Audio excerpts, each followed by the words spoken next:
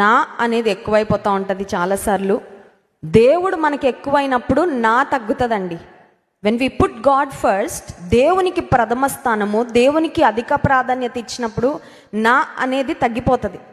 Ego ఉండదు, నన్ను నేను హెచ్చించుకోవాలి అనే భావన మనలో ఉండదు. దేవుని హెచ్చించాలి, దేవుని కనపరచాలి, ఆయన ఇష్టము, ఆయన చిత్తము, ఆయనకి ప్రాధాన్యత అనుకుంటాం. కానీ దేవునికి ఇచ్చే స్థానం ఎప్పుడైతే తగ్గిపోద్దో మన జీవితంలో, నా అనేది ఎక్కువైపోద్ది. నా ఇష్టం అనేది కూడా కొన్నిసార్లు మన జీవితంలో డామినేట్ చేసేస్తా.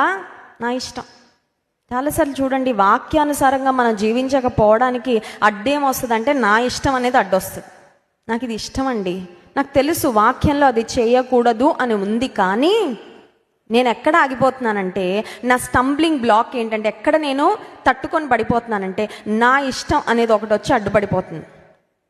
చిన్నతనం నుండి నా ఇష్టం అని ఒకవేళ మనం పలుకుతూ పెరుగుండొచ్చేమో, ఒకవేళ ఎవరైనా ఎదురొచ్చి మనల్ని ఏదైనా గద్దించినప్పుడు నా ఇష్టం అని ఒకవేళ రెక్లెస్గా సమాధానం చెప్పుండొచ్చేమో, కానీ ఆత్మీయ జీవితంలో ఎదుగుతూ ఉన్నప్పుడు మాత్రం నా ఇష్టం అనే మాట తగ్గిపోయి నీ ఇష్టం అనే మాట రావాలండి. స్తోత్రం కలుగును గాక. హల్లెలూయా.